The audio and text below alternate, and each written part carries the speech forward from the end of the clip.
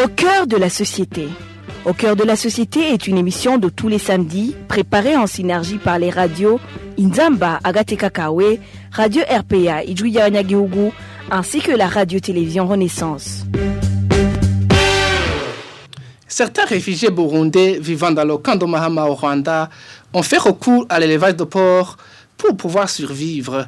Comment est-ce qu'ils s'arrangent pour trouver le terrain et le capital? Est-ce que cet élevage leur est déjà utile?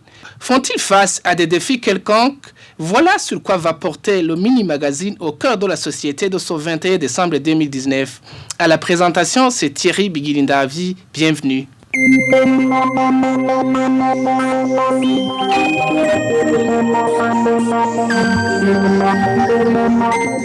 Amilcar Niyonkuru est éleveur de porcs.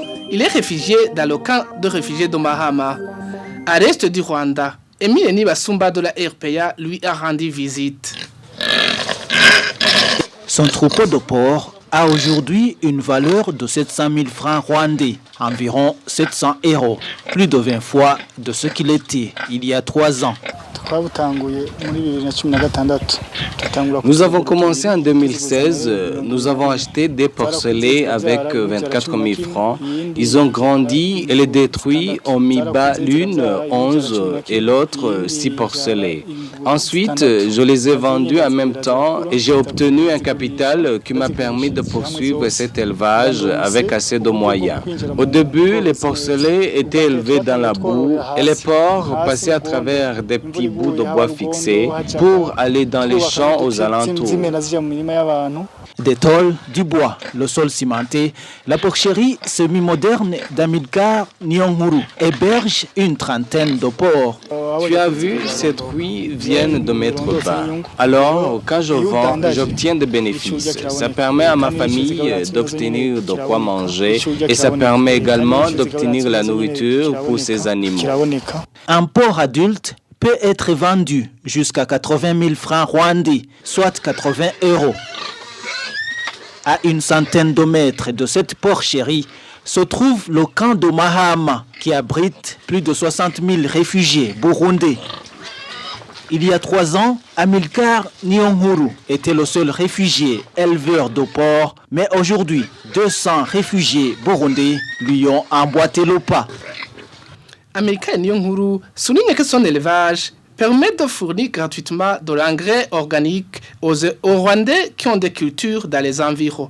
D'autres réfugiés burundais apprécient aussi cet élevage. Moulinganire Marie-Aimée est une voisine d'Amilcar Niyonkuru. À part que ça nous permet de trouver où nous approvisionner en viande, cet élevage est d'une importance capitale pour les réfugiés. Parce que si vous ne faites que consommer sans chercher de bénéfices, c'est une perte énorme. Et surtout que dans ce camp des réfugiés, il y a des gens qui s'occupaient des activités diverses avant de fuir le Burundi. Il y en a qui se présentaient quotidiennement à leur bureau. Mais ici, ces gens-là se réveillent tous les jours sans savoir réellement s'ils vont avoir de quoi manger. La plupart sont psychologiquement affectés.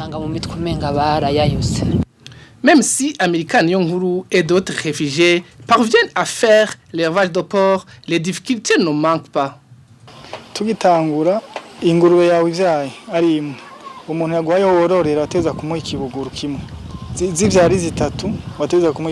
Juste au début, il y a quelques années, nous devions donner un porcelet à ceux qui nous empruntaient l'espace pour l'élevage. Et ça, à chaque fois que les truies mettaient bas.